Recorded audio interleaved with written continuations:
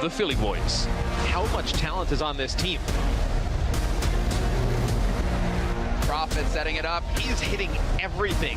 The Spitfire hold strong. That's a big resounding fight win for London. Huge turnaround, huge! The Philadelphia Fusion. This is so huge. Oh, I get excited about that stuff, man. Hold me. Ladies and gentlemen, we are back and better than ever. Make some noise, Los Angeles. We have an awesome crowd in the venue today, and we have some insane matches coming your way on Saturday. Welcome back, everybody. It's Puckett. I got the whole crew. We got Sideshow, Reinforce, and Zoe, the #1 yodeler in all of Switzerland, back in action. Yes. That's All true. of that. That's a fact. Facts. Can you sample some for us? Not quite. Your voice is a bit tight. Yeah, right? you know, I gotta Bit warm tight, up bit tired. first. We got some good games. We're going to be making a lot of noise today. Let's take a look here at our current standings. Of course, in the regular season, it's all about your 40 matches you're going to play. After 13, New York is on top of the list. Yes, and New York have got a tough challenge today. In fact, the entirety of our games today feature some of the best teams in the entire league, and particularly in Stage 2. Absolutely, and Johnny, when you look at this list, there's some surprises if you're watching Stage 1. Some new faces breaking out. The Fusion sitting there at 3-0. Yeah, both the Fusion and Seoul Dynasty, who didn't make the Stage 1 playoffs, but now they're the #1 on the leaderboard. Can they make the Stage 2 playoffs? That is the question. Here's a look at what we're seeing today. Like we mentioned at the top, it is back-to-back awesome matches. We got Philly going up against the Spitfire. We got Outlaws versus New York, and we're going to close it out with a very tight matchup between the Dragons and the Shock. Are you guys ready to get this day started? Let's make some noise and welcome our first team of the day to the stage. It's the Philadelphia Fusion.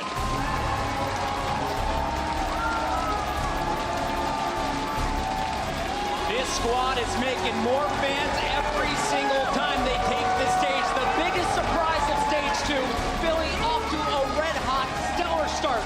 3 straight wins and a very exciting most recent victory. It was the reverse sweep over Houston. Yes, a big reverse sweep. They looked pretty decent in the first half, but then in the second half... They got trashed in the first They half, got trashed, but then in the second half, they turned it back on, and they managed to get the 3-map wins in a row to actually win the series. Amazing performance. Are they the team to beat? I think they are. I think Philadelphia Fusion at the moment, when they're playing their best, like we saw in the second half of that game on Thursday, they are unbeatable. These guys are fantastic. They have so much raw skill on this team, and this meta suits them perfectly. Carpe and Shadowburn were going wild. They really were. And you know what? It was Snillo's birthday yesterday, so he will be eligible to play Happy moving birthday. forward. Yeah, happy birthday. And that means we could potentially even see him today. And you know, their DPS department has been so freaking strong. And with Snillo, they add even more firepower to it. That's pretty darn insane. It Snillo really is. from the former 1-2-3 squad that you may have seen back at Contenders. Today, though, in the starting lineup, it's Shadowburn and Carpe going back to the old school duo. It's time now, though, to find out who is going to be in the starting lineup for the London Spitfire. Please give it up for our squad representing the UK.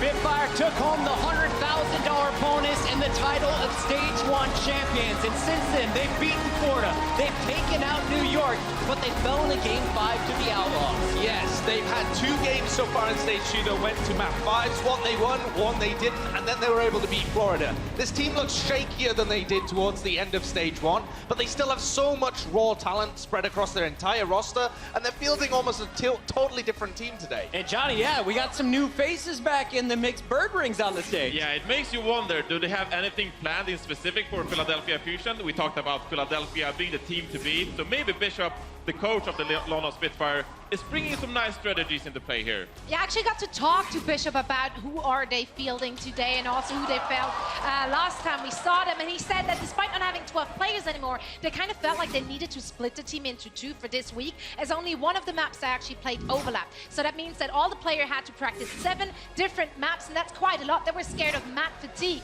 and that's why they decided to kind of split the whole roster into 2 in practice. I love that man who just gave a salute to the camera. Bedosian is the trash talker for this team. If you've been watching Watchpoint, this guy is not afraid to let his opponents know how confident this Spitfire squad is. That is a look at the starting 6, but let's talk about the matchup. You got a 3-0 Philadelphia, you got a 2-1 London Spitfire here in Stage 2. And Philly, they should have been 2-1 if it wasn't for that reverse sweep. So let's talk about how they were able to turn that match around against Houston. What does London have to be worried about today? Well, you have to be worried about the fast gameplay that Philadelphia Fusion brings to the table, because when they really get going and running, of course, I mean, they play Overwatch so fast, so the opponents can't really adapt in time. They can't really nail down their positioning and take the fights they want. So Philadelphia Fusion, with the individual skill they have, they can dictate the fights and take the fights they want without the opponents really having anything to say about it. Yes, and Philadelphia, we saw as they moved towards the latter 3 maps of that game against Outlaws, they started focusing on killing Jake on Tracer much more, and then they were also putting way more damage onto the main tank. So Jester and Prophet both have to watch out, because Carpe and Shadowburn are going to be hunting for them both. Now, you mentioned on the walkout today, you feel like this is the time for Philadelphia to prove they're a top team. What are you looking for today? What test are they up against? Yes, this is the test actually for me to see whether Philadelphia Fusion are for real, because now they're coming up against a real juggernaut. Yes, they've taken down some good teams so far. They had a good showing in the latter portion of their game against the Outlaws, but if they can take down London, they are the team to beat in Stage 2. There will be no argument otherwise. But there's a very good chance that with London, with this brand new roster, how can Philadelphia prepare against it? Well, this is the game for them. Yeah, sure, it is the game for them, but they look so good. The one thing about Philadelphia Fusion that I like is that they take their game and they don't let anyone affect it. You know, they are not the ones adapting, it's the enemy team. So Philadelphia Fusion, they can stick to their game plan and just do what they do best and rely on that specifically without having to worry about counter-stratting or, you know, fielding another player, perhaps from the bench, of course. So Philadelphia Fusion, based on the fact that they're so confident in their game plan, I think that just proves how good they really are. And Zoe, for me, it's all about the DPS in this matchup. We know what we're going to get from the Spitfire with Prophet. What are you expecting from the other end? Who do you want to see pop off today? Oh, you know what? I'm super excited to see Shadowburn again. Not just because he's a fantastic DPS on Genji, what we usually use from him. In the last game, he played Sombra as well as Widowmaker, and he played them on such a high level. It was just the way he played the Sombra which really impressed me. He's such a passive Genji, so patient with that ultimate, and he somehow managed to implement that style into Sombra, which is just, that blew my mind. I loved it. I love watching Shadowburn. A lot of people saw EQO and they're like, oh, Shadowburn's never going to get played again. He comes back, he tears it up, earns player of the match honors, but we have to keep our eyes on the Tracers in this first matchup. Carpe has been known as one of the deadliest Tracers of all time. He's going up against Prophet. How do these two match up? Yes, Carpe is absolutely fantastic, but Prophet has been one of the best Tracers in the world for God knows how long. And Prophet has been very much with his team, whereas Carpe, I think, is a little more individual. But you can see in terms of the numbers they're stacking up, the elimination to death percentage on both of these guys is phenomenal. But Carpe really came into his own towards the latter half of their game. They need to activate him really early on, I think, to get the most out of him. Well, it's also worth mentioning that when Philadelphia beat Houston, Neptuno on the Lucio, he started shutting down Jake on the Tracers. So that begs the question, can Neptuno on Philadelphia Fusion bring down Prophet today? That is going to be an entirely different shot. I definitely think he can. He is a battle Lucio through and through. Keep your eyes on Neptuno from the Fusion. This is going to be a great matchup, and I know we're torn here at the desk, so let's make it official with some pretty graphics, starting with you, Sideshow. Where you lean in today? Which orange squad comes out with the W? I think London have looked so good, right? They were the Stage 1 champions. They have a really deep roster. It's difficult to bet against them, but I'm going all the way with Philadelphia Fusion this time. There's at least one Philly fan here. Yeah, Philadelphia Fusion just looks so good. When they're playing their game, they're unbeatable, and I hope they're going to play their game today. You're going with the Fusion. A 4-0 start, Sideshow is calling. What about you, Johnny? You know, Philadelphia is my team. I predicted that those guys would be the wild card in Stage 2, and actually I predicted them as #1 in my power rankings going into this week. But I'm going with London. I'm sorry, Philadelphia. Wow. I have to go with the Spitfire. What is Johnny, Yeah. backstage, you told us Philly is the best team in the world. Yes, they are the best team in the world, but London have something planned. Birdring, Fury, and Nuss, I'm looking out for those guys. Okay, contradicting yourself, but you're going to look good in either case. Let's go to you, Zoe. Yeah, good job at pulling a Swiss card here, even though you're being Swedish. But yeah, put that aside. I have to go with the Fusion.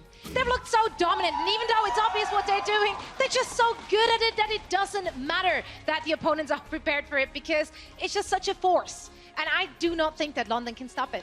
What a change this is from Stage 1. If you watched the action back then, everyone would have been London. Today, 2 of our analysts are going with the Fusion. I gotta hear, Uber, Mr. X, what do you guys make of this?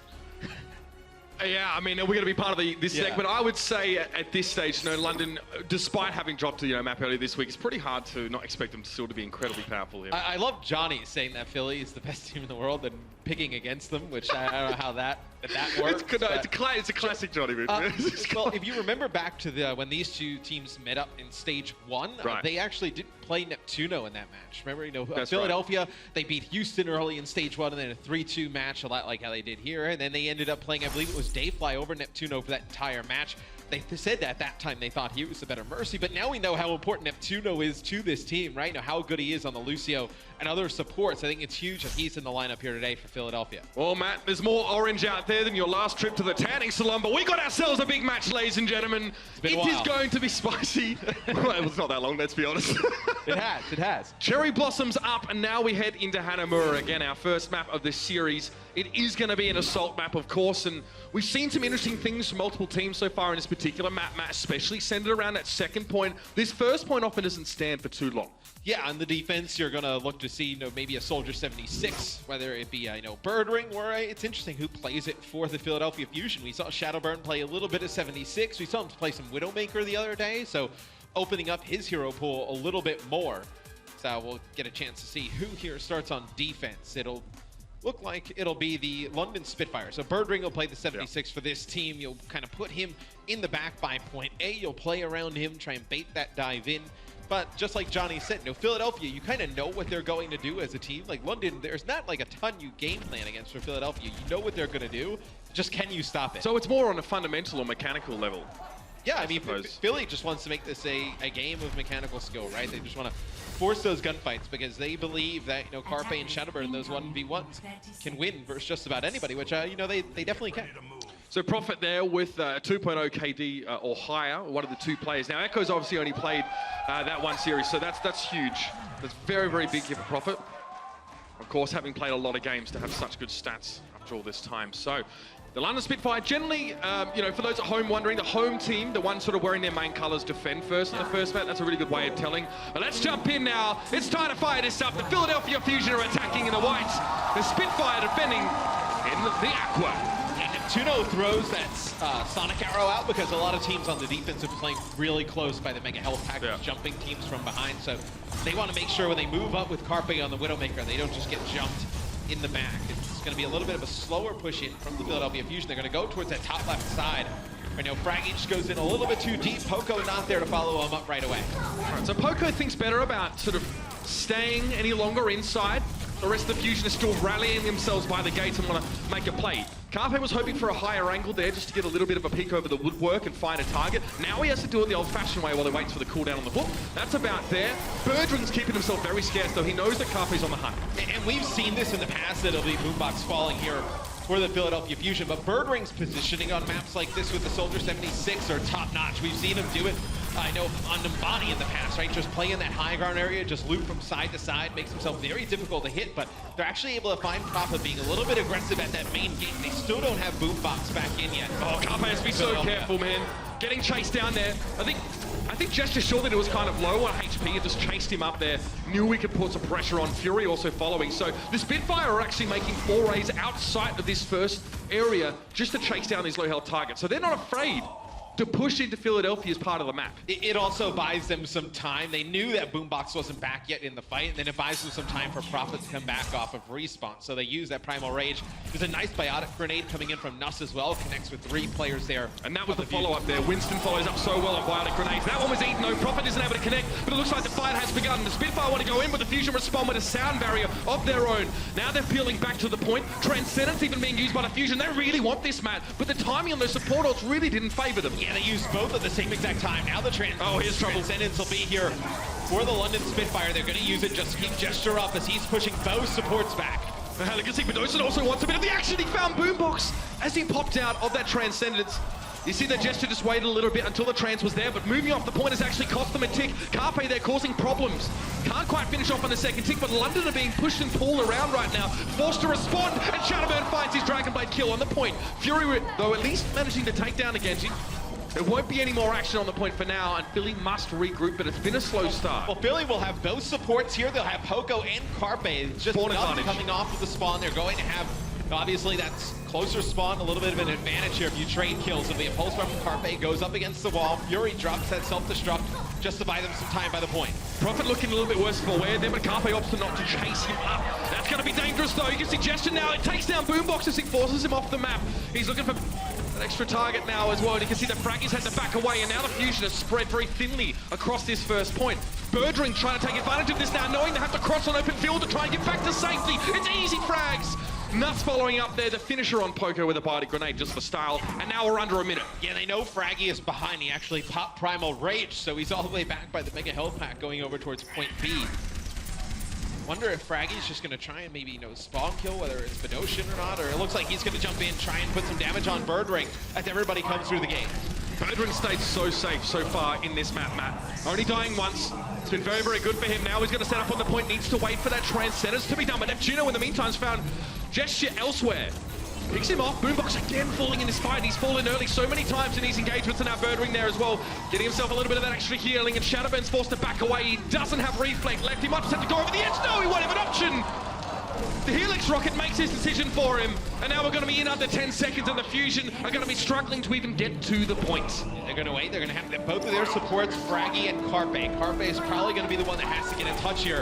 If anything, he's dead! Oh, he barely makes it. That's rough. He doesn't even get there. He does trigger overtime, perhaps. Perhaps it's just his corpse hitting the ground. It seems to have done the job. But now the Fusion have to do something with this. Shadowman's close to a Dragon Blade here with the Tactical Visors pressuring him down, and Birdring, again, giving him no choice. Killing him for the second time in a row. And despite Boombox actually getting something done, Carpe forcing just to recall onto the point now. He's so low. There's no chance for the Fusion. It's a slow start once again for Philadelphia. And the Spitfire just looked watertight. Yeah, for me, it was just Prophet able to get into the backline, being able to take out Boombox and Neptuno time after time. And we saw what trouble Neptuno gave Jake the other day, you know, on his Tracer trying to go back. They would get the supports of Philadelphia. That time, though, Prophet was dominant. I thought Gesture was very good as well, using those Primal Rages, always finding the supports, you know, a little bit lagging behind the rest of the team, able to take them out. Yeah, a bit of a replay. This was from Prophet. You can see their Boombox getting punished pretty hard on this particular map.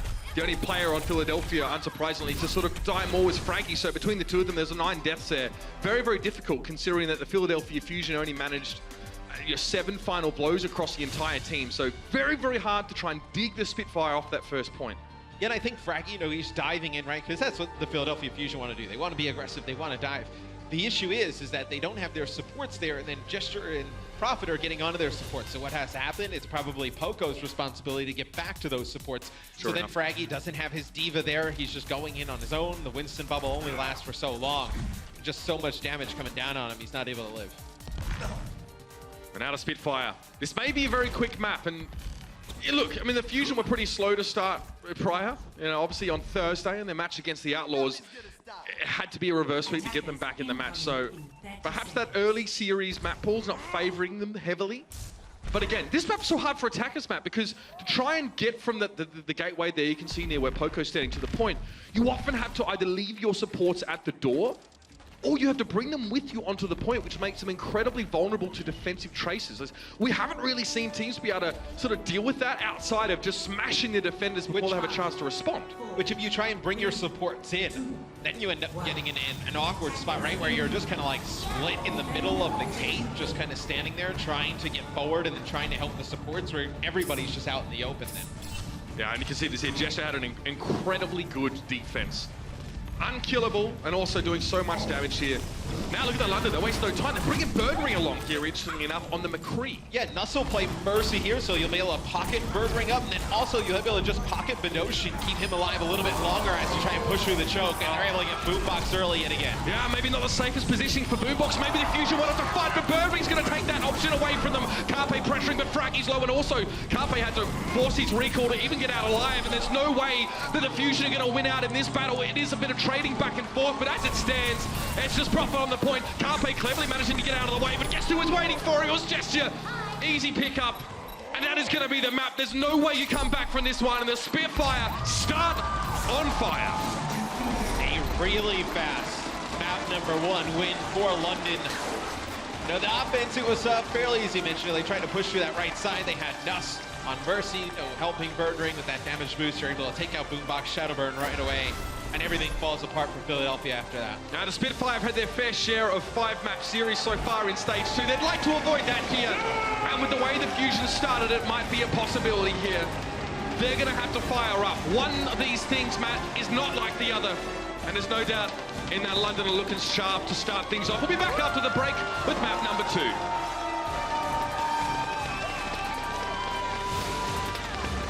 The Overwatch League is brought to you by Intel, the official computer processor of the Overwatch League. T-Mobile, America's best unlimited network. And by Omen by HP, the official PC and display of the Overwatch League.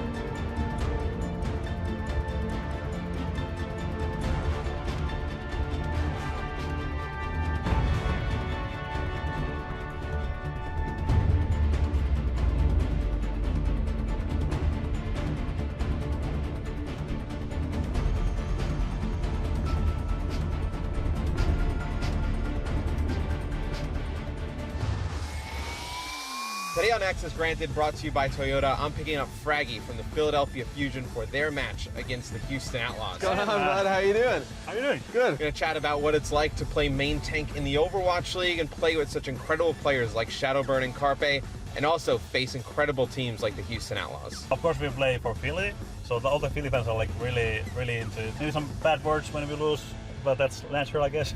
It's Philly fans. Yeah. And there you go, another preview of another Spicy Access Granted episode. Matt, you've been doing a lot of driving around, not just me to work in the morning. Now you got to pick up players as well. Yeah, it was fun to talk to Fraggy, just about the challenges of playing main tank in Overwatch League, and what it's like to see Zappis coming in, right? Him and Fraggy have such a long the bros teaming together. Seeing him now for Florida, so that was really fun. Well, a great point. I mean, Fraggy started his Overwatch career at the first European LAN tournament way back, 2016 now, even his early 2016. I don't know. It feels like a long time ago with all the Overwatch we've done since then. But it was called the Takeover. It was in Krefeld in Germany. It was a lot of fun, and he rocked up with a team of players that essentially came from World of Warcraft guild called Paragon, right? Which is obviously, people should know what Paragon is. It's one of the top guilds in the world. And they sort of all transitioned over, and they didn't have a great first tournament, but that was sort of the start of the Finnish, dynasty that sort of started to develop, and guys like Linkser have come through that dynasty as well. Zappos, as you mentioned. So it's good to see Fraggy out here. Good European representation on the Philadelphia Fusion as well. Great to see those guys get involved and do so well, but let's see now if they can bring things back on the board. Yeah, coming into Nepal, there'll be no subs for either team, so both teams staying with the same exact lineups as we come into map number 2. Interested to see, if Philly decides to change some things up a little bit. The only thing that, when Shadowburn's in the lineup as opposed to EQO, you kind of look at, EQO, I thought his 76 was very good. Maybe we see Shadowburn play some more 76, but it seems like when he's in the lineup, they really want to stick to that Genji Tracer combination. Maybe we did see I know him play a little bit of Pharah here on Nepal the other day against Houston. It was very effective. And to be honest, disgruntled Philadelphia fans already, maybe. They don't really have it on the point fingers at, because honestly, all over the board, Philadelphia got shut down in that first map. Like, we've got the stats, and I'll be honest with you, no one was able to do a whole lot. It's a cohesion issue, and they've really got to get that confidence up and take it to the Spitfire if they want to, keep this series even, Stevens. I mean, Fury didn't die for the entire map. Yeah, so both attack and defense. I can tell you're new to the States as you're trying to lower the expectations of Philadelphia fans. No, I'm just saying, like, there's no one to point fingers at, so just maybe don't do it. Philadelphia fans, it's just a natural way to go about things. As, I hope to hang out with them one day when we go on the road, man. Yeah, Boombox will be playing Moira here for the Fusion, so you get a ton of healing with Moira. Obviously, there's some added damage. And you'll have Birdring play Widowmaker here. Interesting. Maybe they thought there was going to be the Pharah on the other side for Philadelphia Fusion, but see if Birdring can stay alive long enough on this Widowmaker with all the dive heroes on the side of Philadelphia Fusion coming at him eventually. You can see the Philly Fusion, the masters of the map 5, so they've played a lot of control. Let's hope that's going to make a difference here. Birdring is set upon by Fraggy, but is able to get away there with that grappling hook, and I think it looks like the Spitfire want to contest this up close, but the Widow so close. Well, with Fraggy using his jump to get to Birdring, and then Birdring just getting away, Fraggy doesn't have a jump to get back to the point, so they have a slight advantage for the time being on the point, but it's Neptuno as the Battle Lucio coming on through, taking out Birdring, but they do get a D-Mech on Poco, which is big. Honestly, the numbers are good for the Fusion on the point right now. Furicon has the challenge out on his own. Hasn't taken much damage there and is benefiting from a lot of healing. Bedosian again.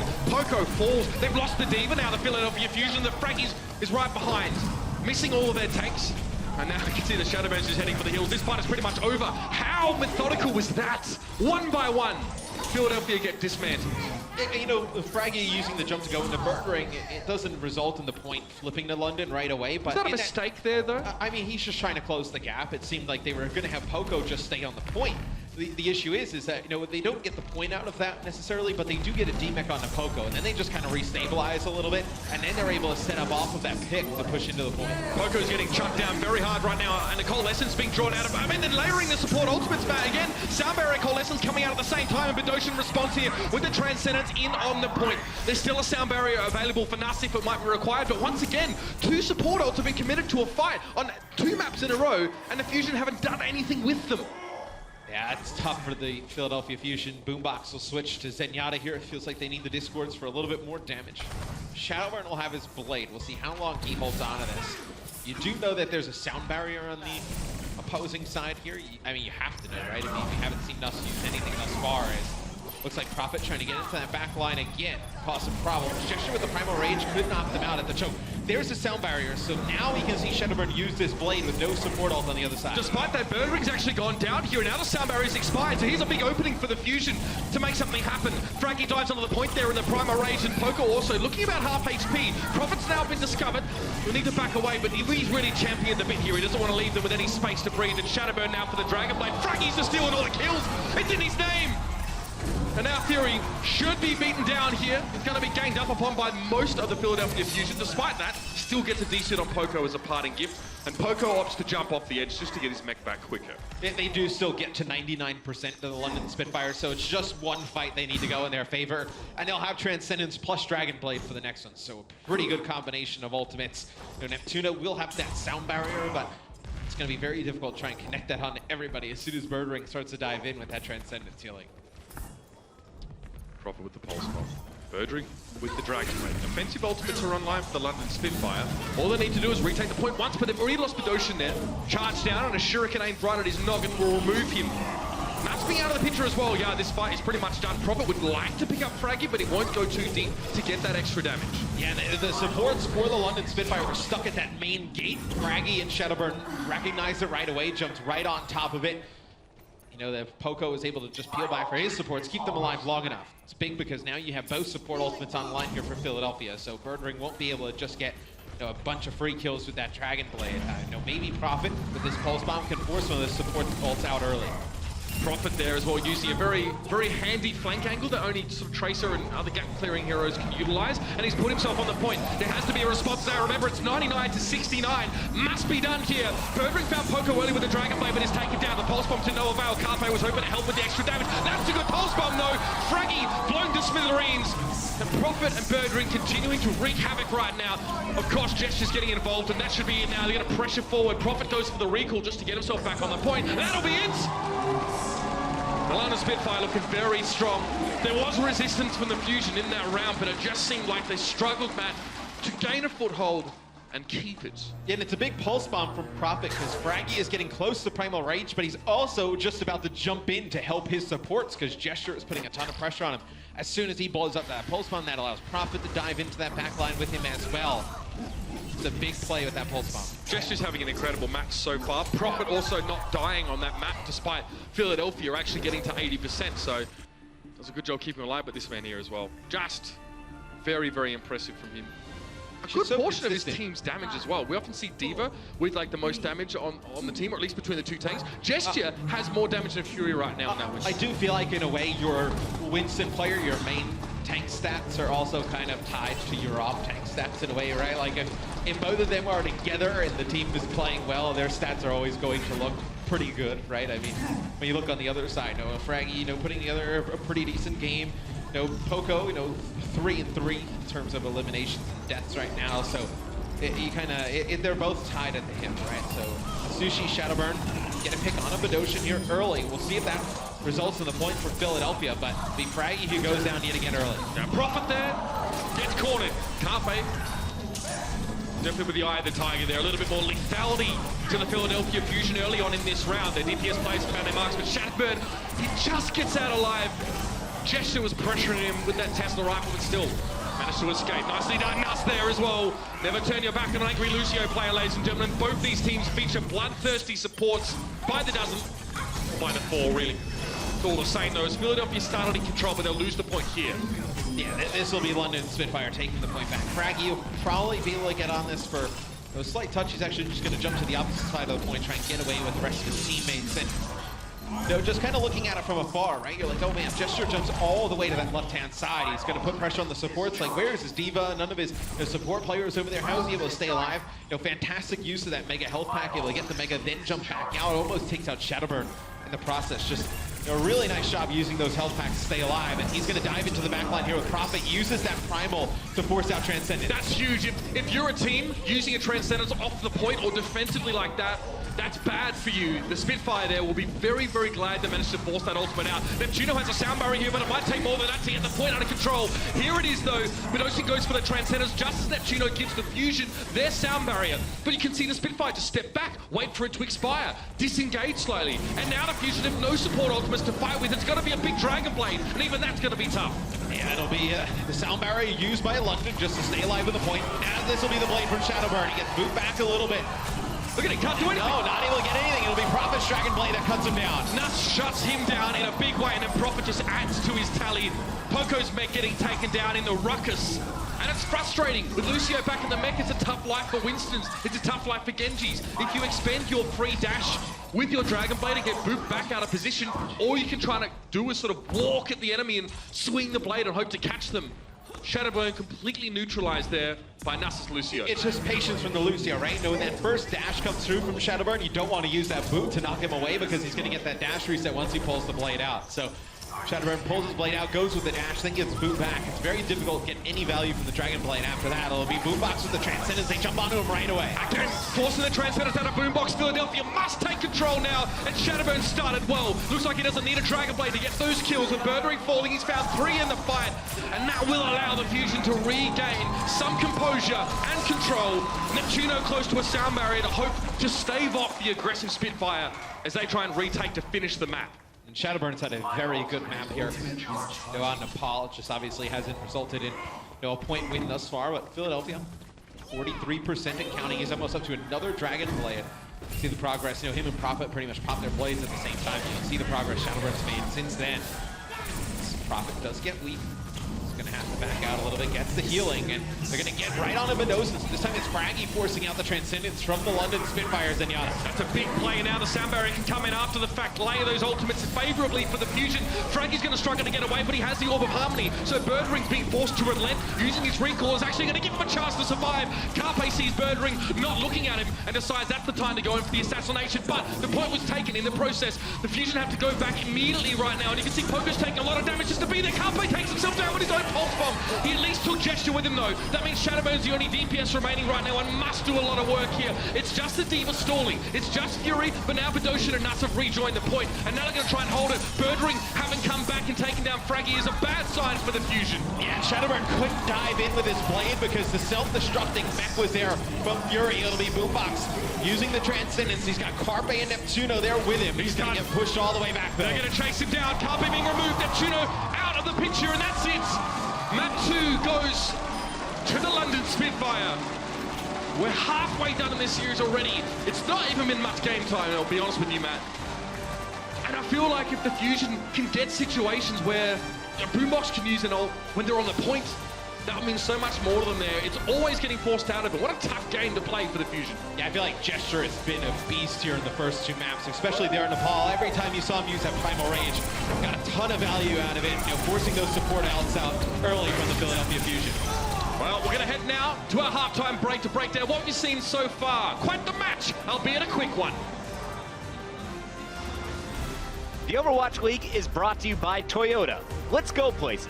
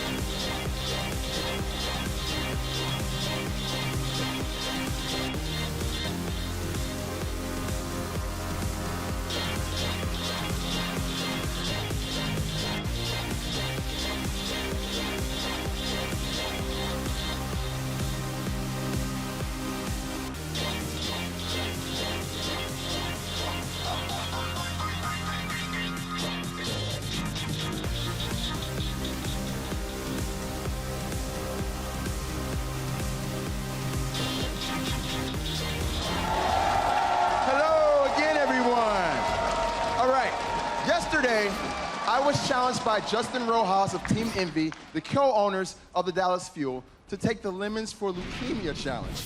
Now, for those of you who don't know, this is really for a good cause. It's a social media campaign to raise awareness for bone marrow donations. And what you do is you take a bite of a raw lemon. So, Justin Rojas, Dallas Fuel, Team Envy, I accept your challenge. I'm gonna do this right now. You guys ready? Can y'all smell the lemon? Smells good. Smells good. All right. Here goes nothing.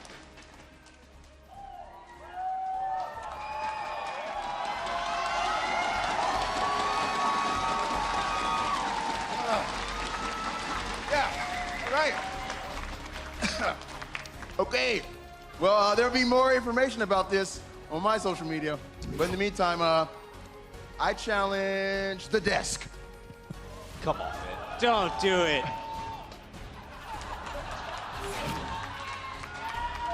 Do you have a lemon? I do have a lemon. I happen to have a lemon right here. You have a lemon. It's not a peeled lemon. Where did Malik get these peeled lemons from? Sideshow? Despite the That spin, lemon's not What? big enough. Where did... Is that even a lemon? I think so. I'm taking yours.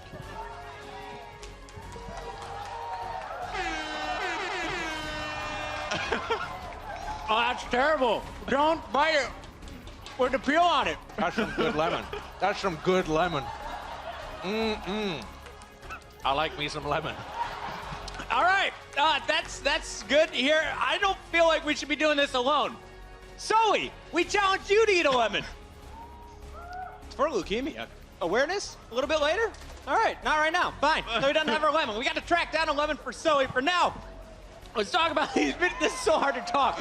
Johnny, take it away. You didn't bite a lemon, but you got a telestration for us. What are we watching? I got the insights powered by Intel. I predicted Lono Spitfire to win, and they're up 2-0. Oh, yeah. So I'm going to explain why. Eat it up. Okay, I got a question for you, Puckett. What do you do to survive a dive? Survive a dive? Yes. Run from Fraggy. Yes, pretty much. That is going to be it. We see Lono Spitfire on the point. This is the objective. So Philadelphia Fusion, they want to get on top of this objective and start capping. We know that Philadelphia Fusion is an aggressive dive team, so they're going to go straight onto the point. But what I want you to keep an eye out for is Birdring on the Soldier 76, one of the most mobile heroes in the game. And he is going to make this huge rotation around the bottom part of your screen and actually go up on the high ground. And Prophet is going to make a huge rotation around the other side. So as we play this out, okay, Philadelphia Fusion, Genji, Tracer, Winston, they're going to leap in. But look at your bottom hand side of the screen. Birdring on the rotation, and he's going to take damage right now because he's shooting a rocket on himself to get up on the high ground. The rocket jump. The rocket jump. It's one of the most famous FPS things in the world, of course. And so, okay, Philadelphia Fusion, they dive onto the point, and that's just Philadelphia Fusion things, of course. But then, after this, Philadelphia Fusion has rotated away onto the supports. So Philadelphia Fusion haven't really killed anyone. They got Nuss, but that's not enough to win the fight. So Birdring is now on top of the roof, and so Philadelphia Fusion are like, okay, we have to do something to win this fight. And right around here, you're going to see on the Philadelphia Fusion squad, all the white arrows are pointing towards Birdring. And he realizes that everyone is looking at him. So before they even jump, Birdring is going to start running around again. And he's just going to juke all around the map to make sure he doesn't die. And with this, he creates so much time and so much space for the rest of his team that he's going to survive. I mean, look at Philadelphia Fusion. They're all lost in the bottom part of your screen right here. And they're doing absolutely nothing. So just brilliant tactical play coming out of Lono Spitfire. But Dosing gets both the supports on the side of Philadelphia Fusion. Just amazing play overall from the Lono Spitfire to avoid dying to the Philadelphia Fusion dive. And then, of course, he's putting in some damage a little bit later on. Birdring course. doesn't need that tact visor, though. This man was playing phenomenally throughout our first two games. Ridiculous stuff, and that Soldier, such a big issue to deal with. That sprint mechanic gets him out of danger. If you're Philly, how do you deal with this in the future, knowing that he's going to bait you and then run away? Well, you have to realize that perhaps you can't kill Birdring in some situations, and so you have to prioritize someone else. But in this scenario, all Philadelphia Fusion does is dive the backline and then onto the Soldier, and that's all they do. You have to say, like, okay, Birdring, he's just running away. Maybe we should peel for our backline, focus the Winston or the Diva, maybe even Prophet. But in some cases, you have to play against your usual game plan and change things up. So I need Philadelphia Fusion to actually change their game plan for the next 2 maps. I'm going to need a favor from the audience right now. Can we give it up for Reinforce for that breakdown?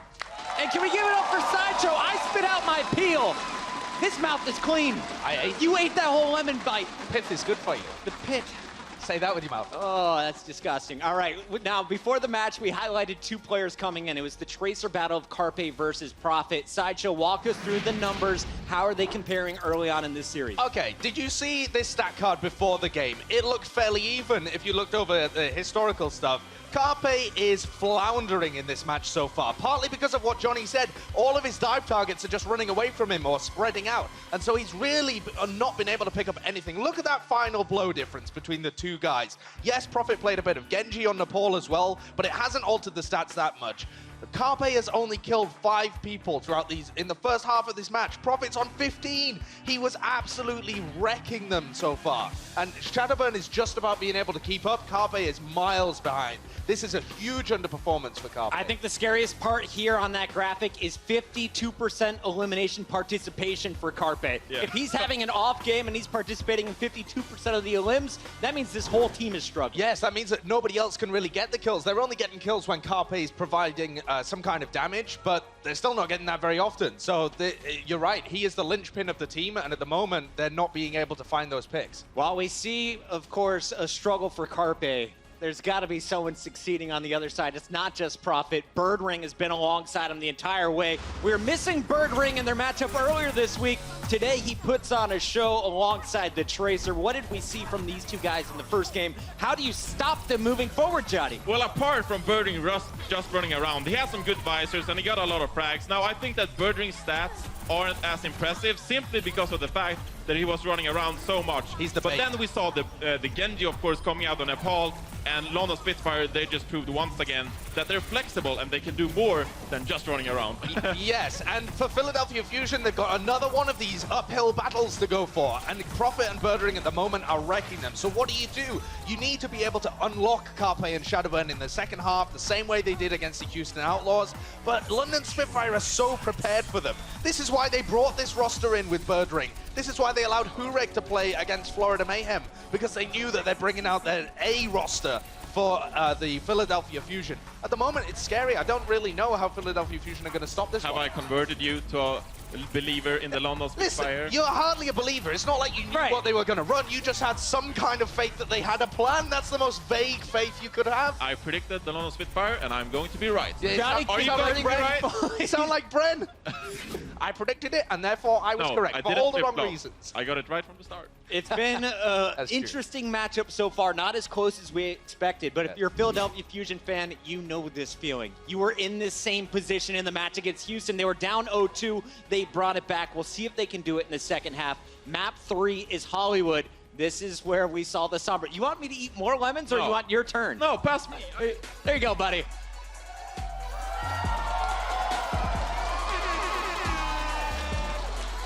Do they have lemons in Sweden? What's that taste like?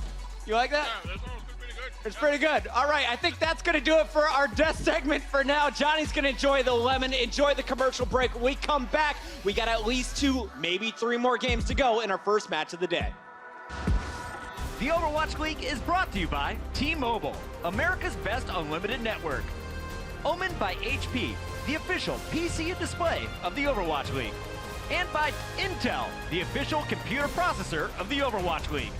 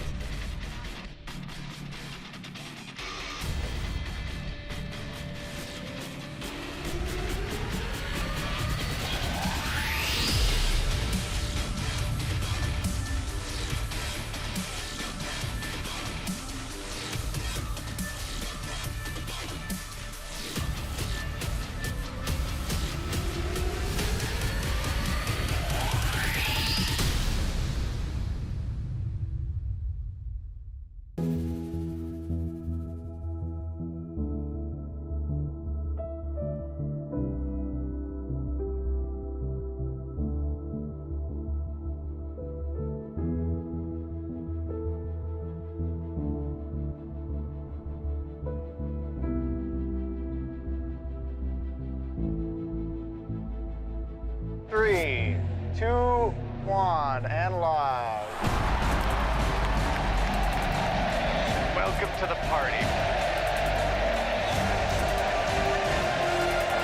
Oh my goodness! So many stars on this lineup.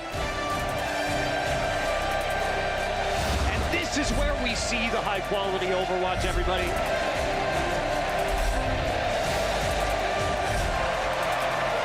Enough of the fun and games. It's time to get the job done.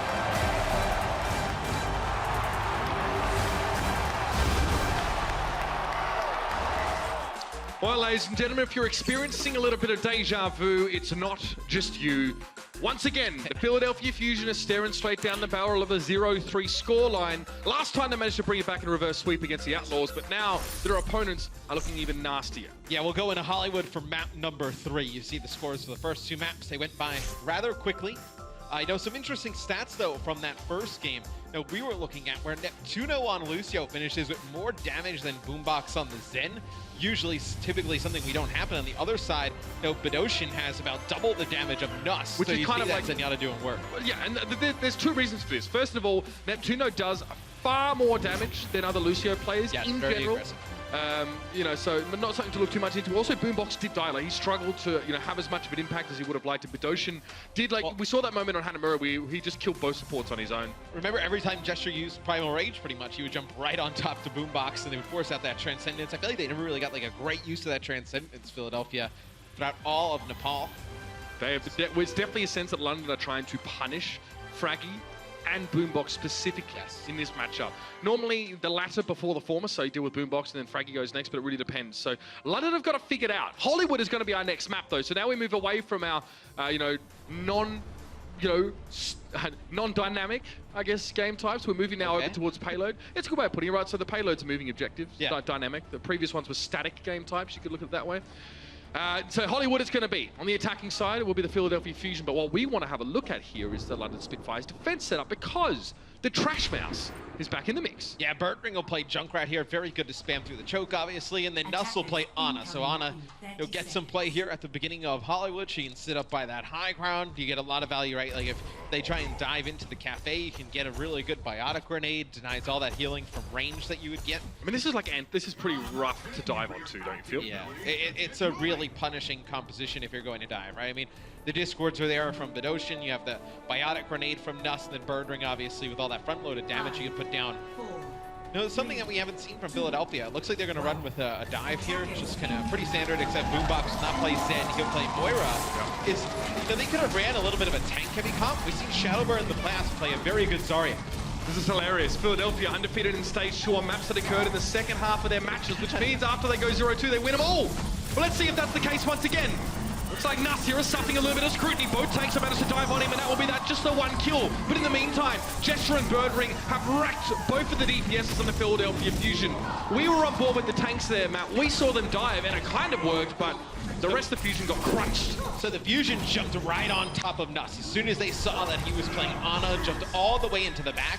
Fraggy and Shadowburn went for that kill. Carpe actually went in towards, the cafe, and I don't know if he expected Birdring to be playing Junkrat there. Just gets like insta-chunked down. It's a pretty ballsy play, isn't it? Going on your own to the cafe? Yeah, but I mean, he probably expects, a 76 up there. Not a Junkrat. Not a Junkrat, right? So he just gets bursted down instantly.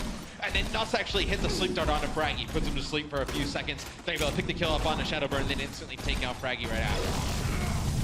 That's your breakdown of the previous fight, and that's good because the next one's about to begin. This time it's a little bit slower from the Fusion. They haven't dived directly on towards the cafe. They're sitting back and they're trying to trade a little bit of damage right now, and Gesture's happy with this. He wants to push forward, look for an opportunity, but he gets caught up on the car. However, Shadowburn playing in close quarters against the Junkrat is never going to be the advisable approach. He's taken down there by a concussive mine, and now we're chasing support. Fraggy steps in, defends Neptuno, gets the frag, and now they're going to wrap around that right side. Birdring has that Riptide, though he doesn't quite connect with Carpe with that concussive mine, but his fight's far from done as Gesture falls to Neptuno. Oh, and I thought they were going to use this nano boost onto Gesture to try and keep him alive. It'll be a nano boosted Zenyatta now getting on the Bedosian take out Carpe. I mean, those headshots look much nastier, of course, if you have a bit of nano boost. Oh, yeah. I mean, he does have the Transcendence, so you do keep him alive on through that, but it's a risky play. It ends up, may not have even been the intended play, but let's be honest. wasn't the intended play. Well, what I liked there from Philadelphia is they were able to split London up where both supports were up on the high ground, and Fraggy and Shadowburn jumped up to the high ground, forced them into that little stairway, but there was no follow-up from that backside, right? Where you need like Carpe or Poco to be on the bottom half of the stairway to trap them in and really dive up. Maybe that was legitimate. They wanted a damage boost for the damage reduction on Bedoshin and keep him alive. Yeah, to keep him alive to get that baby. Benefit of the doubt. Who knows what these guys are thinking half the time. Gesture lands on Boombox. It's an Omnic pancake being served up to the Philadelphia Fusion. And now they're trying to deal with the mess in their backline. I think Gesture's gone a little bit too far there, but with Fraggy having been taken down by Birdring, losing Gesture means very little for the Spitfire. They really don't mind. Yeah, you trade that out. He was trying to get Neptuno to potentially use the sound barrier or eliminate him, take him out of the game. So now this will be in Philadelphia with like a 2 or 3 second window where Gesture won't be in this fight. Doesn't look like they're going to jump right in quite yet. London's backed out a little bit. They're going to have Yuri get on the point, try and contest. Oh, that one was Eden Carpe. They're just feeding that one to the Korean Future Dyson. Not ideal, but the sound barrier here means Carpe can play a little bit more aggressively up until now. Now he needs to behave himself. But Gesture was already so low. It's an easy follow-up, and it's Fury v Carpe up on the point. Dragonblade in the backline here. Bedoshin getting his orb set back to him. He'll fall. Nuss is low. One more slash that'll do it. Birdring now trying to stay alive. A couple of shurikens will secure the kill. A tense standoff between Shadowburn and Birdring, but the latter still has to retreat anyway. But in the meantime, Prophet and Fury wrecking the Fusion on the point. Yeah, Prophet and Fury were able to kill Neptuno in Boombox, so the support's just getting back here for the Philadelphia Fusion. They're able to hold on for just a little bit. Unbelievable. Fury has been unreal in this series. Right now, 12-0, 3 final blows. When he didn't die the first He's died twice so far in the series. Twice over 3 maps. It'll be an Ana boost onto Gesture, and he dies indeed. Now it's time to go. Riptire even being committed to this fight just to make sure the Fusion don't have a chance to get in. Boombox, oh, good timing though, go for the Transcendence, but Poco was still taken down by the Riptire in the process. Now they're going to make some use of that healing, but they're missing one of their key tank players. Neptuno getting dropped on, tries to boot Gesture away. He's happy just to let bygones be bygones, but the Fusion here are actually getting work done. Fraggy and Shadowburn getting involved. Boombox Neptuno down, no more healing left for the Fusion, and Shadowburn wishes he could have some of that right now. Spamming the voice wheel, I need healing, and Gesture doesn't give a damn! Takes him down, and Fraggy's being taken down off screen as well. It's going to make life very, very hard. Poco can only sit in the corner and try and stall out, but that's it! Another full hold! Wow. And the Fusion are looking out of their depth. Towards the end there is another great Primal Rage from Gesture, so he actually sees both supports for the Philly Fusion, and he knocks Boombox all the way back to the point, and then Prophet comes from the high ground. That gives him a 1v1 against Neptuno. He's able to just take him out instantly. Gesture deals with Boombox once he gets him isolated, doesn't have that Lucio to boop Gesture away, can just bash him into the corner. There's such great synergy between Gesture, Prophet, and Fury. It was crazy, right? Shadowburn had actually zoned out Bedoshin, Nuss, and Birdring from the point. With that Dragon Blade that he used, he gets the kills on 2 of those players. Birdring actually has to back away. Fusion had the numbers on the point as well, so there's 2 fights happening simultaneously at that point. And we're on with Shadowburn. We come back to the point, and all of a sudden, what would have been maybe 2, 3 players, it's almost like they won a 3v5 or something similar. That is just insane. Maybe we'll get a replay of that later on. It'll be interesting to see what happened there, because the Fusion should have taken the point there and then, with Shadowburn taking responsibility for 3 individuals and killing 2 of them. Yeah, we highlighted the supports in the previous map on Nepal. Just damage done with the Zenyatas, like how do things equal out, whatnot. So Bedoshin there, obviously Nuss is playing Ana. He only does 964 damage. Bedoshin goes for 2,400. On the opposite side, Neptuno actually leads yet again over Boombox in terms of support damage, 1,800 to 1,300. So Neptuno, obviously, like we mentioned, a little bit more of aggressive Lucio player, right? No Boombox playing some Moira. I mean, Neptuno has more final blows on Hollywood than Carpe. Yep.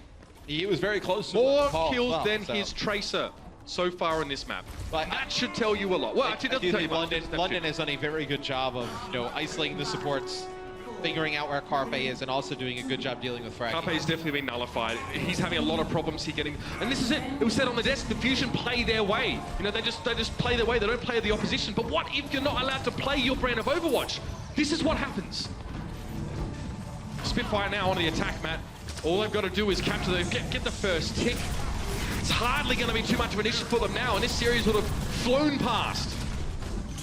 They try and force Fraggy down from the high ground, which they do, and they actually have Prophet through the staircase trying to take him out. It'll be Bedoshin who takes out Carpe at the beginning. So you have that Tracer playing aggressive, trying to find some picks. Falls early. Fraggy's They're gonna down. drop Fraggy as Shadowbird's well. not far behind, Matt. There's not much he can do. He's going to be corralled into the corner and removed from the fight. And now it's just 3 players for the Philadelphia Fusion present. Poco is having his mech taken away. And then the rest. Not much to be done. Pulse Bomb dropped. He walks into it anyway. He knows it's all but over. And the Spitfire. Oh, dear. Okay. Nautical miles ahead of their opponents right now. Yeah, Fusion can't even collide hydrogen isotopes at this stage. Not ideal. Yeah, London is just... This is a statement performance, right? Philly has come in. They've been a great team thus far. London just putting in the work today, just dominating this matchup. They'll win it 3-0. Can they secure a 4-0 in our next map, though? Again, we've seen him be nullified. We see Carpe not having the impact he wanted to have. Shadowburn doing what it can, but being shut down on the supports for the Fusion, not getting anywhere.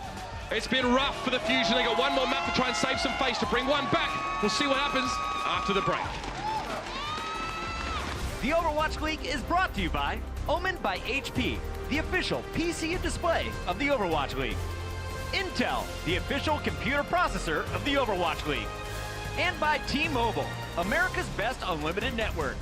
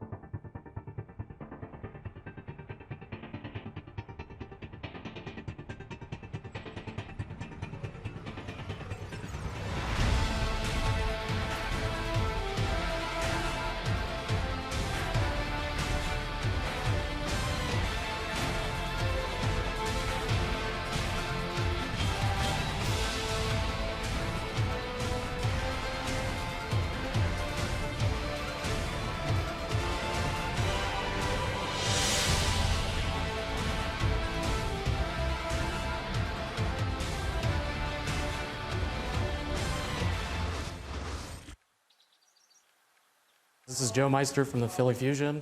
Welcome to the Fusion House. When I first arrived here, I was pretty excited. We're a pretty international team. We have about 10 different nationalities living in the house. It's a lot of different languages, lots of different cultures. So this is the bigger of the 2 PC rooms. Just an average day in the Fusion House. We're just hanging out, playing some games. Here we have the weight room. We've got our famous Philly figures on the wall here. And we have Poco and Fraggy in a pretty intense game of ping pong. I think we mostly connect through Overwatch. It's like the unified language, I guess. I think living with all teammates, I feel like it's an advantage. You get a lot more synergy faster. And we have our Koreans here. Say hello. Hello. Got Dayfly, got Hotpa, Sado. They're eating some noodles. We got special desk here. The desk are electronic, so you can adjust them.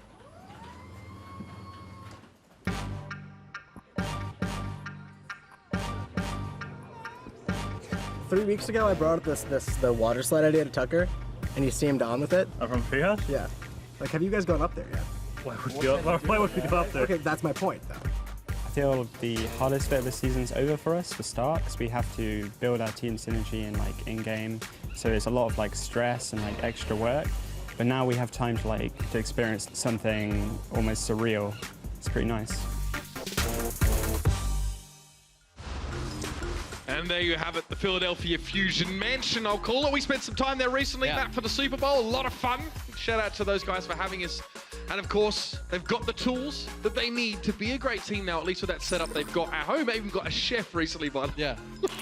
Esports, man, that's happening. However, they won't be winning this series. It's already 3-0 in favor of the Spitfire, who have been, honestly, just wrecking. London gave them a lot of trouble in stage 1 as well, but still not really much of an excuse, right? I mean, they haven't gotten a point today. We're looking at the take team. Point A on Hanamura. They didn't get a point on Nepal. They didn't even take the point on Hollywood. So it's not been pretty today for Philadelphia. That's right. Honestly, the Philadelphia Fusion have had wins against Houston and New York. There's no real reason that they shouldn't be able to at least give us a closer match here. But maybe it's just a bad matchup for them, just in terms of play style, right? Because London likes to be aggressive and likes to dive as well. And it seems like London is just able to keep their supports, and Fury alive and Gesture alive a little bit longer. That if you're going to get in that head-to-head matchup, right, and just play them at their game, and they're just playing their game a little bit better, it's going to be very difficult. Do you know what's going to happen when the Philadelphia Fusion get back to that nice mansion, Matt? What? Rawhide. It's been a rough day in the office for them, no doubt about it. However, we've seen some interesting play on this map before, I feel, and we know Shadowburn actually played the Sombra on defense the last time we actually saw them. It was really good, very, very, very solid. The Houston Outlaws didn't have a response to it. They were floundering around. Raucus constantly getting EMP'd and getting shut down immediately after that one. So the tools are there for the Fusion to give us here a decent last hurrah in this series. And we've seen Shadowburn play Widowmaker as well. I know in stage 2, it's something we didn't see really at all during stage 1, primarily just playing Genji and Pharah, but looks like potentially could rock Widowmaker here at the beginning. You see Neptuno on Mercy, so Mercy and Widowmaker have really good synergy between the two. Obviously damage boost, and then just provides Mercy with a pretty easy target to get away to. As yep, that's happening. That's our boy Bedosian. Look, you're up 3-0 and you're crushing this hard. You can do whatever you want. Yeah, exactly. I mean, in other scenes, I mean, you know how polite Overwatch is compared to other scenes? Look, I mean, you should. I came from Call of Duty. I know how polite Overwatch is. Bro, they set up boxing rings at Gears of War events. Come on. Everyone have a bit of a laugh, right? We'll just relax. It's all fun and games. We've seen a lot more tactical crouching. That's right. To be fair, that was the Fusion last time. So, fair is fair. You give and you get in this game and in this world. I love it. Enough life advice for you, though. Let's see what Shadowburn now can do on the setup. So, on that Widowmaker here, definitely wants to be careful of Bedosian getting up behind him. Well, there's going to be a ton of pressure on him, right? I mean, you're going to have Birdring playing Genji, obviously Prophet, what he can do on Tracer. You also have Gesture coming at you, but then Bedosian obviously adds another level to it. They're going to jump right on top of Shadowburn. It's going to be able to get away. They'll bait some members in, but they lose Boombox early. Not a great start. Again, it's been a common theme in this series. The Boombox has been isolated very well by the Spitfire. This is no exception. Brought back to life, as you mentioned, there's a Widowmaker, so often accompanied by a Mercy, especially for attacking teams. Shadowburn has not really found his big opener yet, though. Staying on the low ground. Holding onto that grappling hook in case that happens. So that's kind of the problem now as well. You don't want to use your grappling hook too frivolously because Winston can actually take it down. But guess who's dead again? Boombox got... well, the thing is Shadowburn can use the grapple hook to get away. Neptuno can fly to him. Boombox can't do anything, so they get away. The Mercy gets away from the Zen, so then Zen has no healing. He goes over by Shadowburn. It just leaves Boombox there and it just gets slaughtered. And these resurrects don't mean a whole lot. I mean, Neptuno, at least able to... An EMP already. Yeah, exactly. Bedosian can really shut this one down. If the Spitfire can clip Neptuno's wings pretty quickly, it's going to be hard for enough healing to be given in this next fight. Neptuno has a Valkyrie here, but it doesn't really matter. It's going to be the EMP drawn out pretty much straight away, and Shadowburn is the first casualty. No Zenyatta here for the Fusion. Well, Boombox is actually on that one, should I say. So he's still in this fight. He didn't get his shields taken away. He finds Gesture now. And Fury has the back away after being desuited. That resurrect there from Neptuno in Valkyrie mode was handy. With Bedoshin falling, this might have fallen through for the Spitfire. Birdring does have this Genji blade though. They're going to have a sound barrier as well, but looks like they're going to back out here. Will London, they had it looked like it was Fury and Nuss who backed out, but Prophet and Birdring had stayed a little bit. Looks like they backed out to try and get that speed boost over to Gesture to get him back in. Because Gesture has Primal Rage, so they get a speed boost onto Gesture, they bring him back, he'll be able to contest, and then you bring everybody else back as well. All right, Sound Barrier here for the Spitfire. Let's see what they're going to do with the Birdring. Didn't get any though. He does get that Mega Health Pack. It was also hacked, so it's going to give some ultimate percentage to Bedoshin. Now Fraggy going for the Primal Rage. I don't see him catching Birdring here. He gets hacked, he can't jump, so he's not able to go over and chase him, so he actually gets hacked by Bedoshin, and then Birdring and Bedoshin just run away. It's a really neat play. That is so annoying. Fraggy couldn't do anything. He wasted the Primal Range. And just to remind you guys, this is previous patch summer, not the current live patch, right? So it still takes a while to hack. Still like 0.85? Yeah, and then you're also still getting ultimate charge off of those Mega Health Packs. Yeah, which is why Bedoshin has yet another EMP available here. And Infusion haven't taken the first checkpoint yet, but Carpe is hoping to pave the way for just that. Jesse gets a little bit too close. Pulse bombed out. Carpe has discovered Prophet on the building, but doesn't able to connect with him. It's Poco to do with Fury, though, as he gets demeched. Trying to make something happen, but nothing of it. It's going to be an EMP that goes off. For a second, I thought the follow-up was going to be there for Birdring with the Dragon Blade, but he's not in position. Philadelphia getting very close to taking point A. It looks like London will back up. They will concede point A, so... I mean, credit there to Boombox. He got EMP'd. And Bedoshin was ready to finish him off there, but he had some peel. Neptuno was able to heal him as well, and he's the one that claimed the kill on the enemy Sombra. So Bedoshin now switches off. For all his, hidden trash talk early in the game, or the spraying, should I say, Sombra hasn't really paid off well. Be a fight that Philadelphia tries to take up here on the high ground. They do have the advantage in terms of support ultimate, says Birdring still holding on to this Dragon Blade. He's had it for quite a while now. Oh, Philly is split right now. Poker's trying to help them out and join the fight, but Fraggy went behind enemy lines. Less than ideal. That's how we put it. Birdring might want to follow up here. He can go for a Dragon Blade if he's really confident, but just this aggressive posturing is enough to force Fusion back into the tunnels. And they get a pulse bomb onto Neptuno. So you lose Neptuno, you're going to have to wait for your mercy, especially when he has Valkyrie to get back into the fight. But these last two fights have bought London enough time where Bedoshin didn't have any ult charge, right? Just switched over to Zenyatta, already up 75%. He'll have that Transcendence for this next fight. So London's done a nice job of just weathering the storm until they've gotten some ultimates of their own. Carpe's flanking really wide around the right-hand side right now. So I have to see if he can actually get anything done with this one. Prophet's there. Down to half HP and now to rejoin the fray. So nothing really, bought for that one. He traded a fairly even amount of damage there with Prophet. Now Shadowbird's up on that high ground. It might be the fight here. Yeah, it's going to be a sound barrier coming out for the London Spitfire. Pulse bomb doesn't connect for Carpe. There's a self-destruct, at least on the payload, to buy some space for the Fusion, but they need to make use of it. At least the sound barrier now is no longer a factor for the Spitfire, but now the Transcendence comes into play for the Philadelphia Fusion and for the Spitfire. It'll be Transcendence from both teams. Now Birdring's going to use his Dragon Blade as soon as it wears off. He cuts through one, trying to hunt down Carpe. It's going to be Fraggy using Primal Rage, trying to force him back, but they get both supports though. Nicely played, but in the meantime, it was Gesture, Nuss, and Bedoshin getting huge kills in the backside.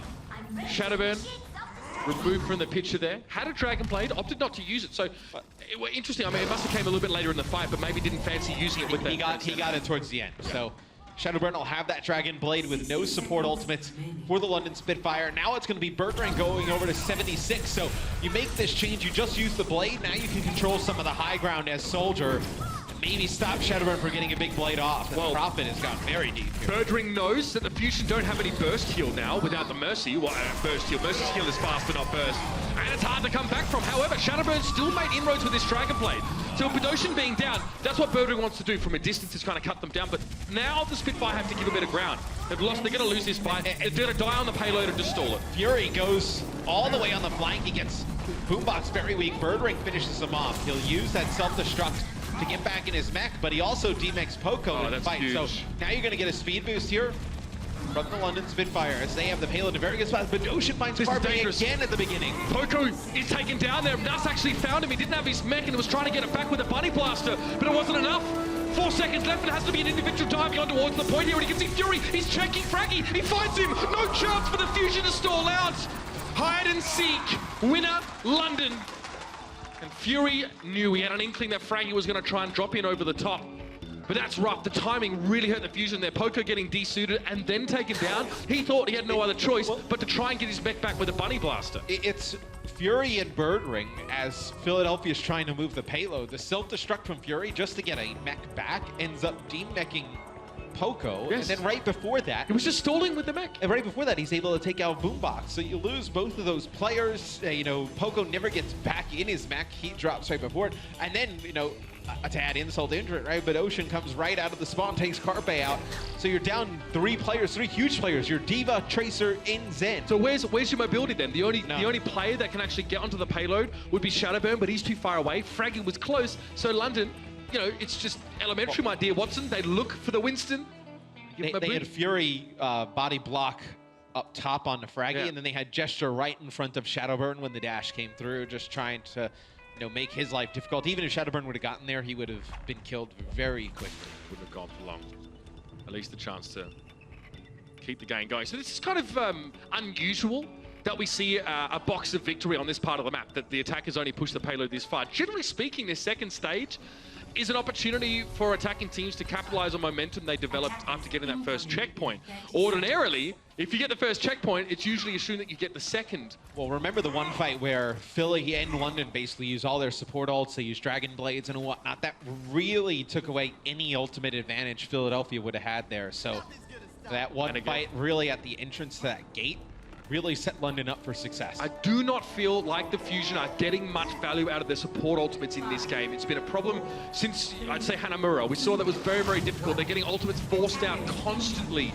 It's been a struggle for them. Yeah, I mean, in just in that first half from Boombox, you got 300 Transcendence healing. I know, but Doshin had 600, so you did get, you know, double the healing in terms of that. Oh no! Transcendence as they're going to push right on through. They know Shadowburn is now playing Sombra. They do get a D-mech on the Poco. That's not good. Yeah. Poco bit off more than he can chew. He tried to face down Fury and Gesture at the same time. Now, Poco was using the defense matrix as Fury was shooting with the rockets, but Gesture was behind him, chucking him down. And then Fury chased on. They eventually got that mech removed. We'll see if Fury can keep his and maintain that sense of advantage. You can see there's a Sombra in the game, so that health pack was hacked. Fury wanted to go for it, but Ocean is removed by that Sombra. But the Spitfire still have the numbers and the man advantage here. They're pressuring forward now, and they want to go for even more. Gesture in over the top. Fury was only half HP, so you see he's not fully committing. Trying to blow up that Winston bubble as quickly as he can. Not enough lethality in the last couple of seconds for the Spitfire to push ahead, especially with Prophet going down there to Boombox. Yeah, it seemed like the idea for London is not to really worry about where Shadowburn is. They tried to push all the way through, maybe get a support or two, and then if they get EMP, they can just use one of their support ults or just try and sustain on through it. Shadowburn does have the EMP to use. Slightly awkward position there. He wanted to try and back up, but there's actually a player circling around. So Shadowburn has the EMP. That's all well and good. It's about finding a good opportunity to use it. Note that the Spitfire is split in 2 essentially right now. Nuss and Prophet on one side, Gesture and Bird Ring on the other. Wrapping around, they've spotted Shadowburn now as well. So Shadowburn got to be in danger if he tries to get out of this one. Keeping tabs on the Sombra when she isn't under stealth is very important. They get Gesture though early, so they don't need to use this EMP. He just tries to dive all the way in towards that back left-hand corner. He gets taken out rather quickly. No follow-up or anyone really kind of going with him from the London Spitfire. So maybe London, they're just banking up some ultimates here, right? They're getting very close to having all 6 on the table. Oh, they spotted Fraggy in the back line. It was already at half HP. Dangerous stuff, living on the edge. And there it is, EMP coming in. So Bedosian getting picked off immediately by Shadowburn. He followed up on that kill nicely, but Prophet goes the 1-for-1. Sombra now no longer in the fight. Carpe down to half HP as he attempted to challenge Bird Ring out, who has a Dragon Blade. He's just going to wait for the moment now. This is what he was waiting for. Transcendence drawn out. Bird Ring trying to escape from Fraggy, and so far so good. He's got the protection of the boop of Nuss there as well, just to force the Winston back. The Spitfire know they've got time. They don't have to get too far in this map, and they've got some ultimates built up for that next fight. Well, they know now that they have Transcendence, Primal Rage, in Dragon Blade for that next fight. So you got them to use their own Transcendence, Primal Rage, and EMP there. So Now, how do they attack with this? Well, conversely, this is also Philly's chance. Matt, Shadowburn needs to build up an EMP for the next fight. They don't have a lot else really for that. Well, that's why I think you're going to see London go very fast. And you see, it's going to be a kill onto Fraggy, and now the Dragonblade coming Too late through. for the sound barrier. Only 3 players on the Fusion even get it. And Bandrick just cuts through it. Not a care in the world for this guy. Frolicking in the daisies and cutting them down with a Dragonblade. Poco obviously being removed from that one very, very quickly. Again, with Fraggy falling so quickly. Neptuno didn't have a chance to respond. It's smart that they capitalized right away, where, Neptuno ends up using that sound barrier. Pretty unfortunate, because Philly probably is going to need that coming up. And now we're already split. Only 3 players got it. And you already lost your main tank, right? So now looked like Fraggy was trying to push up a little bit, play a little bit closer, as Birdring will switch off of Genji, go to McCree. So McCree able to control the high ground here. It's a hit scan hero, also pretty good. Anti-Sombra. Yeah, anti-Sombra. As is often the case. So Prophet now to the high ground. And the Philadelphia Fusion have that EMP built back up, have a self-destruct here, and they're close to at least one of those support ultimates. So basically, Boombox and Nuss for the time being have their ultimates relatively in sync, so it means it's going to be Sound Barrier versus Transcendence in a lot of these fights. That's the Transcendence. Prophet knows his Pulse Bomb can still strike lethal damage despite that healing over time that's present, so he'd still be looking for a target. He's not perturbed with this. Well, Philadelphia used their EMP at the gate. Gesture used Primal Rage and knocked a few members back. So there was no follow-up there from that Primal Rage. They take out... This is done! Well. Prophet pressuring forward there. See, Boombox just trying to hide away. It's just going to be a slap to the back of the head. Prophet reminding him who Daddy is. And Hella Payload is going to keep moving forward. Carpe flashing midair. Why are you diving on a McCree? It's never going to pay off. Only Poco in the high ground. It'll be a self-destruct to try and clear the payload, but he can break line of sight using the payload itself. Gesture bubbles it there, puts a Biodome on top. That's the series. 4-0. Philadelphia have the floor wiped with them. And London just seemed to understand them so well at every turn, Matt. They dictated the flow of the game. And they're the ones that take it home very comfortably. London seems like they came in today angry. All the talk was about Philadelphia coming into this matchup. London reminds people, why they were our Stage 1 champions. They take out NYXL in that final match. How good they really are. London was so dominant today, so clean in every facet of the game. Reminding us all, I think, as well, that they are a cut above while already being at the top. Philadelphia have had a very good start to the stage, and they've had some high-profile scalps under their belt after their performance. But London, despite having a bit of a smoother start now, remind us all, they are definitely deserving of that title. Up at the top, of course. What a rough one for the Philadelphia Fusion. You really got to hit the drawing board after that one, Matt. Yeah, they're going to need to go back, watch this tape, figure out another way to play against the London Spitfire. They go up against them again, because they have not had their number, whether it's Stage 1 or Stage 2. The London Spitfire dominant today against the Philly Fusion with a big 4-0 win.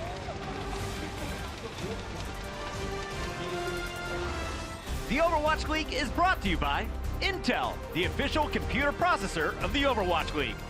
T-Mobile, America's best unlimited network. And by Omen by HP, the official PC and display of the Overwatch League.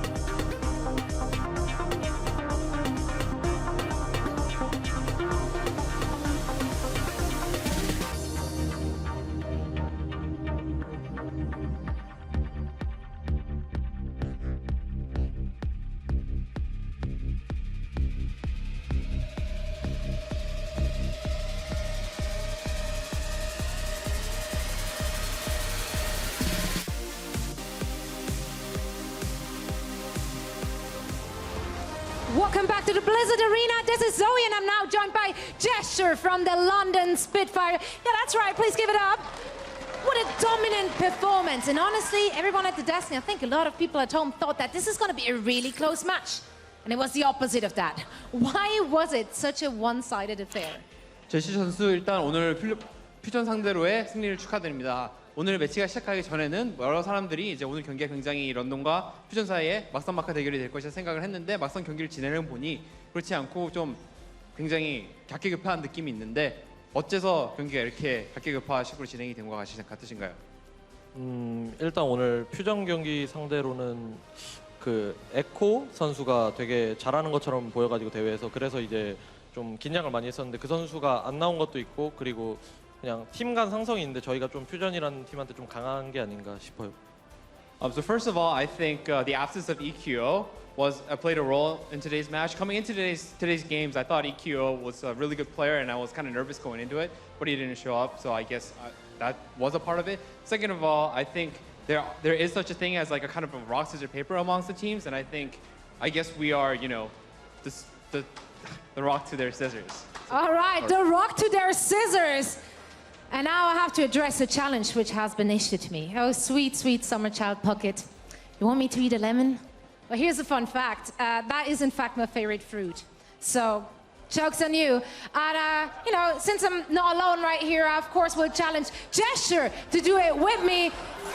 Fun fact also, this is the first time this man is going to eat a lemon. I know, right? That's right. So, yeah, just go ahead whenever you're ready.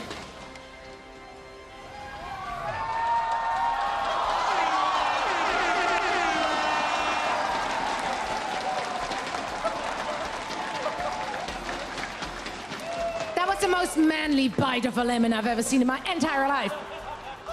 Well, I will be continuing to enjoying this one. Is he okay? I think so, yeah. You think so? We're not going to actually ask him about it, but you know what? We now need to challenge someone else. Maybe he has someone he particularly would like to challenge. 다음 지목 대상 부탁드립니다. 레몬 챌린지. 몬테랑 좋아요.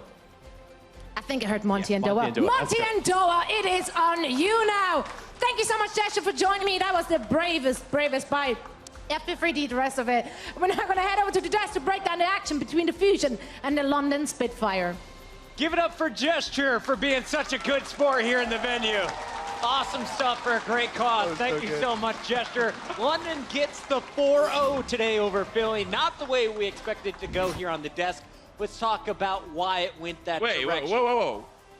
I knew it was going to go this way. Well, you knew it was going to be a stomp. Yeah. That's why behind the scenes you were like, oh, should I go Philly? Should I go London? That never happened. It's so close, it's so close. In our story meeting, he changed it 4 times in the document. Glad you sided with London in the end. You were correct. Johnny, what were you predicting was going to happen? What came true today? Well, we saw that London Spitfire, they had so much practice time going into it. They didn't feel Fury, Birdring, and of course Bedosian versus Florida Mayhem. They specifically prepared for the Philadelphia Fusion, and that told me they have something up their sleeve. And so people will say, well, Philadelphia beat Houston beat London Spitfire, so therefore, of course, Philadelphia is going to be the better team. But it's not the same matchup. A defensive team versus a defensive team is not the same as a defensive team versus an aggressive team. So I think that London Spitfire, in the end, their style plays into Philadelphia's style, and it's not the same as if 2 defensive teams like Houston and London would play each other. They mentioned it's like rock, paper, scissors, Exactly. and at the end of the day, it looked like London much better. A very complex equipped. rock, paper, scissors, I think, yeah. Yes. But if you give London... 4D chess. 4D chess is out of 4D rock, paper, scissors. I like that. I think if you give London enough time to prepare for an opponent, like we saw in the playoffs where they were desperately scrimming in between their game before the final, and now where they've split their roster into 2, if they have enough time to practice, I think they are going to beat pretty much everybody. They talked a while back about creating a gap between themselves and the whole of the rest of the pack. And if they have enough time to prepare, it looks like they're able to do it. Because coming out here and stomping Philadelphia Fusion, who were unbeaten so far, is an unbelievable performance. They were so tight with everything they did. It's pretty amazing when you look at the numbers overall. London gets the 4-0 today, not just the win of 4-0. And with that, you have to think Now London is in that steering position. They could run away here with stage 2. You've already played Houston. You beat New York. Today, you beat Philadelphia Fusion. Who else could potentially give this squad a run? Let's take a look at some of the best moments here from the Spitfire throughout this series. And Johnny, talk me through, how do you stop this squad? Who could cause problems? Well, they have shown some inconsistency issues. So while I predicted them, I was correct. Now I'm going to kill the hype and therefore say that any team could actually beat London Spitfire. The crucial key was that they had so much practice time and they specifically prepared for Philadelphia Fusion. But can they keep it up?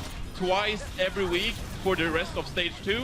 We'll have to see. We know they have insane individual skill, but you can't really rely on strategy all the time. Yes, and can they bring this kind of level to another team that isn't as one-dimensional? Because we were talked at the beginning, you know, and I think Mitch referenced it as well. Philadelphia Fusion, they play their own game. They play their style. They have a very distinct brand of Overwatch. If they come up against Seoul that can throw different looks at them, or a defensive team like Outlaws, obviously that would have to be in the playoffs at this point, then I think they can definitely run into roadblocks. The crucial thing is, if they prepare against a team, they have the brains to be able to execute almost any strategy. They're so good. Fantastically talented roster, great coaching, and they get the win today. The last question I have for you guys is, who did you choose? You had to pick one player for our player of the match, sponsored by Omen by HP, and this one couldn't be an easy decision. No, I'm not gonna lie. We tried to pick Bishop because the coaching decisions were so good. But he's not a player, is he? So the player that actually performed way, way above what we were expecting from him was Badoshin. And Badoshin had such a huge impact,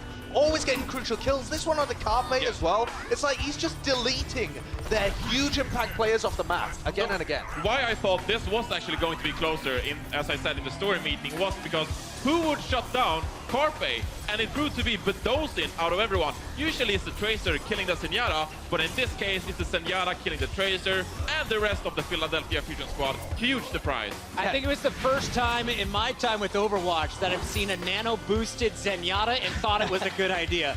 Yeah, and he's playing alongside Nuss, who we don't normally think of as the Lucio. Played a lot of Ana, so he's playing in kind of weird compositions. But Badoshin's got such great accuracy and 1v1 skills. Only 12 deaths over the course of a series. And putting out so many eliminations. Fantastic thing. Offensive assists higher than defensive assists. That is our player of the match, sponsored by Omen by HP. It's been a great day so far, and we still have plenty to go. When we return, we got another big battle that I know a lot of you guys here in LA are pumped for. When we come back, it's Houston versus NYXL. Don't go anywhere.